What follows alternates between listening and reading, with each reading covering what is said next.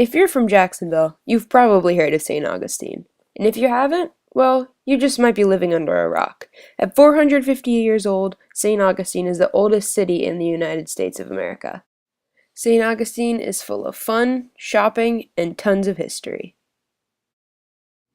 Make sure to get to St. Augustine bright and early. Parking is far and few between, and there's so much to do that it's hard to fit it all in one day. The first of the many fun things to do in St. Augustine is the Lightner Museum. The Lightner Museum is a museum of antiquities, mostly American Gilded Age pieces, that is housed within the historic Hotel Alcazar building in downtown St. Augustine. Make sure to look out your window when driving through St. Augustine. You just might find a horse-drawn carriage sitting next to you. The Castillo de San Marcos is the oldest masonry fort in the continental United States. After Britain gained control of Florida in 1763, St. Augustine became the capital of British East Florida, and the fort was renamed Fort St. Mark until the Peace of Paris, when Florida was transferred back to Spain. The Bridge of Lions is a bridge that spans the Intracoastal Waterway in St. Augustine. A part of State Road A1A, it connects downtown St. Augustine to Anastasia Island. At the center of the historic quarter in St. Augustine, Florida, stands the Old Slave Market, an open-air pavilion where enslaved Africans were bought and sold.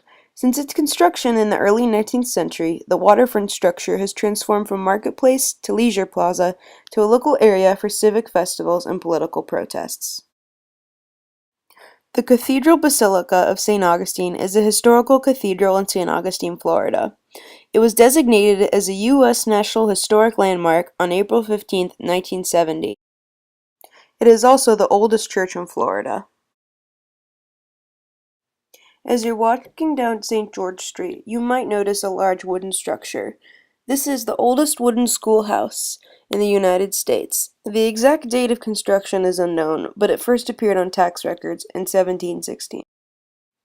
After a long day, you may find yourself in need of a little retail therapy.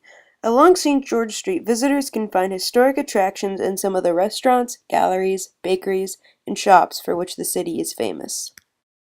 Pizza Time is one of the many restaurants along St. George Street, and I can tell you from experience that it truly deserves to be known for the second best pizza in the U.S.